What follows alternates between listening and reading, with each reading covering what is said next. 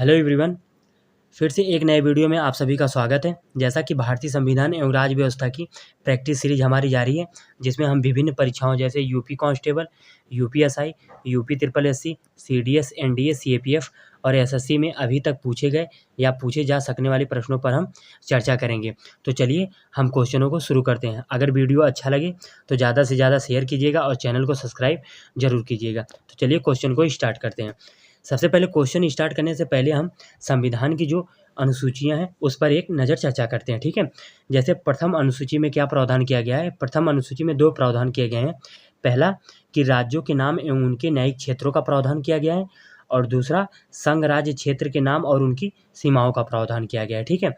और हमारी दूसरी अनुसूची में परिलब्धियों पर भत्ते, विशेषाधिकार और इससे संबंधित प्रावधान। जैसे इसमें क्या है कि परिलब्धियों पर भत्ते, विशेषाधिकार और इससे संबंधित प्रावधान इसमें शामिल किए गए हैं दूसरी अनुसूची में।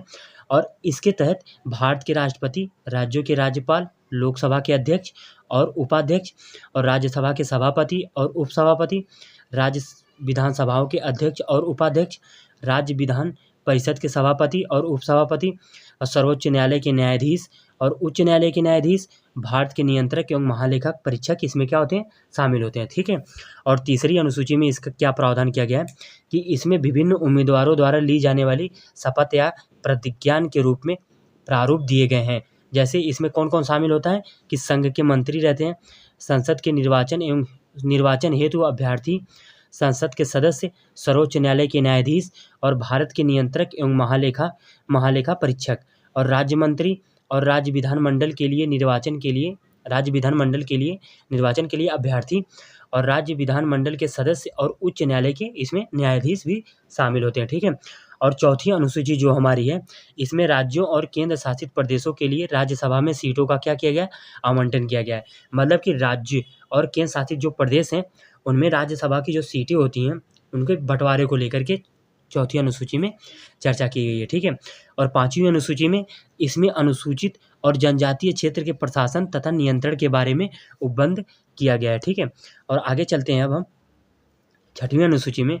इसमें असम, मेघालय, त्रिपुरा, त्रिपुरा और मिजोरम राज्यों के जनजातीय क्षेत्र के प्रशासन के बारे में उपबंध किया गया है, ठीक है। और सातवीं अनुसूची में संघ सूची, मूल रूप से इसमें 97 विषय थे, लेकिन इस समय केंद्र की शक्ति को बढ़ाया गया तो जिससे ये 98 विषय इसमें हो गए हैं, ठीक है। राज्य सूची, इसमें जो थे राज्य सूची में मूल रूप से कितने 66 विषय थे, मतलब 66 सब्जेक्ट थे, लेकिन इस समय टोटल इसके मतलब राज्य की शक्ति को क्या कर दिया गया, कम कर दिया गया, जिससे 59 सब्जेक्ट हो गए, मतलब 59 विषय हो गए हैं, ठीक है। और इसमें समवर्ती सूची में मूल रूप से 47 विषय थे, लेकिन इस समय इसमें क्या है 52 विषय हैं के संदर्भ में राज्य और केंद्र के मध्य शक्तियों का विभाजन किया गया है, ठीक है। और आठवीं अनुसूची में क्या प्रावधान है कि आठवीं अनुसूची में संविधान द्वारा मान्यता प्राप्त 22 भाषाओं को शामिल किया गया है, जिसमें 22 भाषाएं शामिल हैं, ठीक है। और नौवीं अनुसूची में इसमें भू सुधारों और जमींदारी प्रणाली के उन्मूलन से संबंधित राज्य विधानमंडलों और अन्य मामलों से संबंधित संसद के अधिनियम और विनियम को शामिल किया गया है। और इस अनुसूची को पहले संविधान संशोधन अधिनियम 1951 के तहत जोड़ा गया है। जैसे क्वेश्चन बन सकता है कि नौवीं अनुसूची को किस संविधान संशोधन के तहत जोड़ा गया था, तो पहली अनुसूची यानी इस अनुसूची को पहले संविधान संशोधन अधिनियम के तहत जोड़ा गया था। कब जोड़ा गया था, 1951 में जोड़ा गया था। क्योंकि जो मूल रूप से संविधान में टोटल 8 अनुसूचियाँ थीं, 4 अनुसूची को बाद में जोड़ा गया था, जिसमें नौवीं अनुसूची को पहले संविधान संशोधन अधिनियम 1951 के तहत जोड़ा गया है, ठीक है। और दसवीं अनुसूची में क्या प्रावधान किया गया है, दल बदल के आधार पर संसद और विधानसभा के सदस्यों की निरर्हता के बारे में उपबंध किया गया है, ठीक है। और इस अनुसूची को 52वें संविधान संशोधन अधिनियम 1985 के द्वारा जोड़ा गया। 10वीं अनुसूची को कब जोड़ा गया था, 52वें संविधान संशोधन अधिनियम 1985 के तहत जोड़ा गया था, ठीक है। अगले क्वेश्चन में अब अगले अनुसूची पर चर्चा करते हैं। जैसे हमारा 11वीं अनुसूची दी है कि इसमें पंचायत की शक्तियां, प्राधिकार व जिम्मेदारियां दी गई हैं। इस अनुसूची को 73वें संविधान संशोधन अधिनियम 1992 द्वारा जोड़ा गया था, ठीक है। और 12वीं अनुसूची को इसमें नगर पालिकाओं की शक्तियां, प्राधिकार और जिम्मेदारियां दी गई हैं। इसमें नगर पालिका की प्रावधान किया गया है और उनकी शक्तियों को और जिम्मेदारियां उनकी क्या क्या हैं, इसके बारे में चर्चा की गई है। इस अनुसूची को 74वें संविधान संशोधन अधिनियम 1992 के द्वारा जोड़ा गया था। ठीक है, अब हम आगे चर्चा करते हैं। अब किसके संविधान से क्या क्या लिया गया है, इससे भी क्वेश्चन काफ़ी बनता है। ये सब काफ़ी इंपॉर्टेंट होते हैं, तो आप इनको नोट कर लीजिएगा। आप हमारे इन सभी पीडीएफ को आप हमारे टेलीग्राम चैनल से डाउनलोड कर सकते हैं। तो आप टेलीग्राम चैनल को मैं इस वीडियो में टेलीग्राम चैनल का लिंक दे दूंगा, तो आप हमारे वीडियो के डिस्क्रिप्शन में जाइएगा, वहाँ से टेलीग्राम चैनल को क्लिक करिएगा और हमारे टेलीग्राम चैनल पे जाके ज्वाइन कर लीजिएगा। और आप इन सभी पीडीएफ को आप हमारे टेलीग्राम चैनल से डाउनलोड कर सकते हैं। ठीक है, तो इन सभी पीडीएफ को मैं टेलीग्राम चैनल पर सेंड कर दूंगा, तो आप वहाँ से डाउनलोड कर लीजिएगा, क्योंकि ये काफ़ी इंपॉर्टेंट होते हैं। क्योंकि ये ऐसे क्वेश्चन जो होते हैं यहाँ से काफ़ी बनने के ज़्यादा चांसेस होते हैं। जैसे अब किसके संविधान से क्या लिया गया है, जैसे ब्रिटिश के संविधान से संसदीय शासन प्रणाली लिया गया है, संसदीय विशेषाधिकार, विधि का शासन, संवैधानिक रूप से राष्ट्रपति की तिथि और विधायी प्रक्रिया, एकल नागरिकता, चुनाव में सर्वाधिक मत के आधार पर जीत की प्रक्रिया और मंत्रिमंडल प्रणाली और परमाधिकार लेख, ये सब ब्रिटिश के संविधान से लिए गए हैं। ठीक है, और अमेरिका के संविधान से मौलिक अधिकार, न्यायिक समीक्षा की स्वतंत्रता, राष्ट्रपति पर महाभियोग की प्रक्रिया, उपराष्ट्रपति का पद, ये सब अमेरिका के संविधान से लिया गया है। ठीक है, और आयरलैंड के संविधान से, जिसे हम आयरिश संविधान भी कहते हैं, उसके संविधान से राज्य की नीति के निदेशक तत्व, राज्यसभा में सदस्यों का मनोनयन और राष्ट्रपति के चुनाव की जो पद्धति है वह आयरलैंड के संविधान से लिया गया है। और कनाडा के संविधान से सशक्त केंद्र के साथ अर्धसंघीय व्यवस्था और अवशिष्ट शक्तियां केंद्र में निहित और केंद्र द्वारा राज्य के राज्यपालों की नियुक्ति और सर्वोच्च न्यायालय का परामर्श, कार्य और क्षेत्र अधिकार, ठीक है, और शक्ति का विभाजन, ठीक, ये कनाडा के संविधान से लिया गया है। और ऑस्ट्रेलिया के संविधान से समवर्ती सूची और संसद के दोनों सदनों की संयुक्त बैठक का जो प्रावधान है, और ये काफ़ी बार बार क्वेश्चन पूछा गया है कि संसद के दोनों सदनों की संयुक्त बैठक का प्रावधान किसके संविधान से लिया गया है, तो ये ऑस्ट्रेलिया के संविधान से लिया गया है। ठीक है, जर्मनी के संविधान से आपातकाल के समय मौलिक अधिकार का निलंबन जो है जर्मनी के संविधान से लिया गया है। और फ्रांस के संविधान से गणराज्य और प्रस्तावना में स्वतंत्रता, समानता एवं बंधुत्व के आदर्श, और जर्मनी के संविधान से विधि द्वारा स्थापित प्रक्रिया जो है यह जर्मनी के संविधान से लिया गया है। तो चलिए अब इनसे रिलेटेड जो भी क्वेश्चन हमें पूछे गए हैं प्रीवियस ईयर के क्वेश्चन में, चलिए हम उस पर अब चर्चा करते हैं। ठीक है, जैसे हमारा पहला क्वेश्चन दिया है कि निम्नलिखित में से मूल अधिकार किसके संविधान से लिया गया है, तो जो मूल अधिकार है यह ऑप्शन नंबर सी संयुक्त राज्य अमेरिका के संविधान से लिया गया है। मूल अधिकार जो है किसके संविधान से लिया गया है, तो अमेरिका के संविधान से लिया गया है। ठीक है, अगले क्वेश्चन पे चर्चा करते हैं। निम्नलिखित में से आपातकालीन उपबंध किसके संविधान से लिया गया है, तो निम्नलिखित में से आपातकालीन जो उपबंध है यह ऑप्शन नंबर ए जर्मनी के संविधान से लिया गया है। ठीक, अगले क्वेश्चन पे चलते हैं। निम्न में से राज्य के नीति निर्देशक तत्व किसके संविधान से लिए गए, तो राज्य के नीति निर्देशक तत्व जो हैं वह आयरलैंड के संविधान से लिए गए, ऑप्शन नंबर सी आयरलैंड के संविधान से। ठीक है, और अगले क्वेश्चन पे चर्चा करते हैं। भारतीय संविधान में संविधान संशोधन की प्रक्रिया का विचार किसके संविधान से लिया गया है, तो जो संविधान संशोधन प्रक्रिया का विचार है वह ऑप्शन नंबर सी दक्षिण अफ्रीका के संविधान से लिया गया है। ठीक है, निम्न में से किस संविधान संशोधन को मिनी कॉन्स्टिट्यूशन कहा जाता है, तो हमारे 42वें संविधान संशोधन अधिनियम 1976 को मिनी कॉन्स्टिट्यूशन कहा जाता है। संविधान संशोधन को मिनी कॉन्स्टिट्यूशन कहा जाता है, 42वें संविधान संशोधन अधिनियम 1976 को। ठीक, अगले क्वेश्चन पे चलते हैं। भारत के मूल संविधान में कुल कितने अनुच्छेद हैं, तो भारत की जो मूल संविधान में कुल अनुच्छेदों की संख्या है वह मूल रूप से कितनी थी, एक प्रस्तावना और 395 अनुच्छेद, जिसमें से 22 भाग और 8 अनुसूचियों में क्या था, विभक्त था। लेकिन वर्तमान में अगर देखा जाए तो इसमें 470 के आसपास अनुच्छेद हैं और एक प्रस्तावना है, और इसमें 25 भाग हैं और 12 अनुसूचियां शामिल हैं। तो इसलिए भारत के मूल संविधान में कुल कितने अनुच्छेद थे, तो कुल अनुच्छेदों की संख्या कितनी थी, 395। तो ऑप्शन नंबर इसका क्या होगा, सी होगा, 395। ठीक है, अगले क्वेश्चन पे चलते हैं। निम्नलिखित में से किसने संविधान सभा को हिंदुओं का निकाय कहा है, तो संविधान सभा को हिंदुओं का जो निकाय कहा है वह लॉर्ड विस्काउंट ने कहा है, ऑप्शन नंबर ए लॉर्ड विस्काउंट ने कहा है। ठीक है, और अगले क्वेश्चन पे हम चलते हैं कि स्वतंत्रता पश्चात बने अंतरिम मंत्रिमंडल में निम्नलिखित में से कौन शामिल है? कौन से अंतरिम मंत्रिमंडल में, अंतरिम मंत्रिमंडल में कौन शामिल है? तो ये जान मथाई, राजकुमारी अमृत कौर, रफ़ी अहमद किदवई, गोपाल स्वामी अयंगर, जगजीवन राम और श्री गाडगिल। तो ये सभी लोग अंतरिम मंत्रिमंडल, स्वतंत्रता पश्चात अंतरिम मंत्रिमंडल में ये सभी लोग क्या थे? शामिल थे। इसका ऑप्शन नंबर डी सही रहेगा। ये सभी लोग क्या थे? स्वतंत्रता पश्चात अंतरिम मंत्रिमंडल में शामिल थे।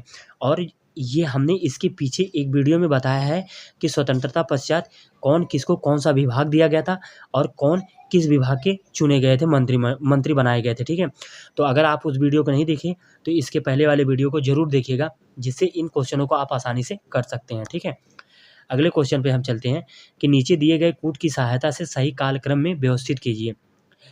इसको सही कालक्रम में व्यवस्थित करना है और इस क्वेश्चन को, ऐसे क्वेश्चन को हम एलिमिनेशन विधि से करते हैं। जैसे कि अगर आपको 3 आंसर इसमें से पता हो, एक भी नहीं पता है, तभी भी आपका चांस 50-50 का बन जाता है। लेकिन ज़्यादातर क्वेश्चन 3 अगर पता है तो आपके आसानी से हो जाते हैं। जैसे हमारा दिया है कि पहला, संविधान सभा की पहली बैठक, माउंटबेटन योजना, उद्देश्य प्रस्ताव का प्रस्तुत होना और प्रारूप समिति का गठन। तो इसमें सबसे पहले जो हुआ था वह क्या हुआ था कि संविधान सभा की पहली बैठक हुई थी। तो संविधान सभा की हमने बताया था कि पहली बैठक जो हुई थी 9 दिसंबर 1946 को हुई थी। 9 दिसंबर 1946 को पहली बैठक हुई थी। तो और दूसरी बैठक कब हुई थी? 11 दिसंबर 1946 को। और तीसरी बैठक कब हुई थी?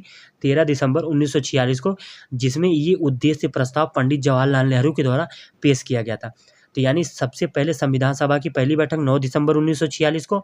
तो यानी जिस ऑप्शन में पहले से शुरू है वही ऑप्शन नंबर सही है। तो यानी पहला हमारा ये ए नहीं सही है और सी नहीं सही है। तो अब कौन से बचे? केवल 2 बचे हैं। तो संविधान सभा की पहली बैठक यानी पहला, सबसे पहला हुआ था। और फिर इसके बाद क्या पेश किया गया था? उद्देश्य प्रस्ताव। यानी जिस ऑप्शन में पहले के बाद तीसरा सही है, पहले के बाद तीसरा है, वही ऑप्शन सही है। ऑप्शन नंबर इसका मतलब बी सही है। ठीक है, तो पहला संविधान सभा की पहली बैठक, फिर उद्देश्य प्रस्ताव का प्रस्तुत होना, फिर इसके बाद माउंटबेटन योजना को लाया गया था, फिर इसके बाद प्रारूप समिति का गठन किया गया था, जो 29 अगस्त 1947 को किया गया था। इसीलिए ऑप्शन नंबर इसका क्या सही रहेगा? डी, 1, 3, 2 और 4। ठीक, और अगले क्वेश्चन पे हम चलते हैं कि भारतीय संविधान में बड़ी मात्रा में हुए संशोधनों का क्या कारण है? तो भारतीय संविधान में बड़ी मात्रा में संशोधन का जो कारण है, प्रमुख कारण है, वह दिया है पहला कि संविधान का अत्यधिक लचीला होना। दूसरा दिया है कि बहुत से संशोधन राजनीतिक आम सहमति के परिणाम है। तीसरा दिया बड़ी संख्या में संशोधन संविधान के मूल उपबंधों को स्पष्ट करने एवं उनकी व्याख्या करने से संबंधित है। तो पहली बात तो संविधान का अत्यधिक लचीला होना। भारतीय संविधान जो है ना तो अत्यधिक लचीला है और ना ही अत्यधिक कठोर है, तो इसलिए ऑप्शन नंबर 8 तो रहेगा नहीं। अब जिस ऑप्शन में एक सही है, जिस ऑप्शन में एक है वो ऑप्शन तो सही नहीं रहेगा। ठीक है, हटा देते हैं उसको। तो इसका मतलब ऑप्शन नंबर बी है। क्या? बी, 2 और 3 केवल। क्यों? क्योंकि बहुत से संशोधन राजनीतिक आम सहमति के परिणाम थे, ये सही है। और बड़ी संख्या में संशोधन संविधान के मूल उपबंधों को स्पष्ट करने एवं उनकी व्याख्या करने से संबंधित है, ये ऑप्शन नंबर तीसरा भी सही है। तो इसीलिए ऑप्शन नंबर इसका क्या होगा? बी सही होगा, 2 और 3। ठीक है, अगले क्वेश्चन पे चलते हैं कि निम्नलिखित युग्मों पर विचार कीजिए कि इनमें से कौन से सुमेलित हैं। तो विधि का जो शासन है या अमेरिका के संविधान से लिया गया है, तो ये चीज़ गलत है। विधि का शासन जो है ये ब्रिटेन के संविधान से लिया गया है। राष्ट्रपति चुनाव की जो पद्धति है ये कनाडा के संविधान से लिया गया है, ये चीज़ गलत है। ठीक है, सदनों की संयुक्त बैठक का प्रावधान ये ऑस्ट्रेलिया के संविधान से लिया गया है। समानता और बंधुत्व फ्रांस के संविधान से लिया गया है। विधि द्वारा स्थापित प्रक्रिया जापान के संविधान से लिया गया है। तो 3, 4 और 5 ऑप्शन नंबर इसका क्या होगा? ए सही होगा, 3, 4 और 5 सही होगा। ठीक है, अगला क्वेश्चन है कि भारतीय संविधान का दार्शनिक हिस्सा किससे प्रेरित है? तो भारतीय संविधान का जो दार्शनिक हिस्सा है वह आयरिश के संविधान से यानी आयरलैंड के संविधान से और अमेरिका के संविधान से प्रेरित है। ऐसा क्यों कहा जाता है? क्योंकि जो भारत के राजनीति निर्देशक तत्व हैं वह आयरलैंड के संविधान से लिए गए हैं और जो भारत के मौलिक अधिकार हैं वह अमेरिका के संविधान से लिए गए हैं, जो भारतीय संविधान का दार्शनिक हिस्सा माना जाता है।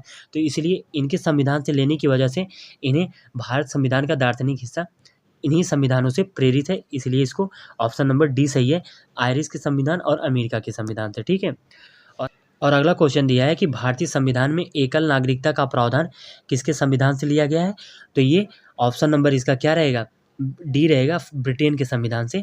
भारतीय संविधान में एकल नागरिकता का जो प्रावधान है ब्रिटेन के संविधान से लिया गया है। ठीक है, अगले क्वेश्चन पे चलते हैं कि संविधान द्वारा राष्ट्रगान यानी जन गण मन को स्वीकृति कब प्रदान की गई थी? तो 24 जनवरी 1950 को, ऑप्शन नंबर डी 24 जनवरी 1950 को स्वीकृति प्रदान की गई थी। ठीक है, और अगला क्वेश्चन हमारा दिया है, निम्न में से कौन सी विशेषताएं ब्रिटिश के संविधान से भारत के संविधान में ली गई हैं?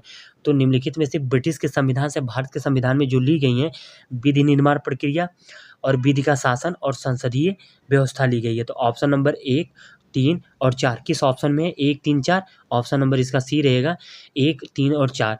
विधि निर्माण प्रक्रिया, विधि का शासन, संसदीय व्यवस्था जो है ब्रिटिश के संविधान से लिया गया है। ठीक है, और अगले क्वेश्चन पे चलते हैं।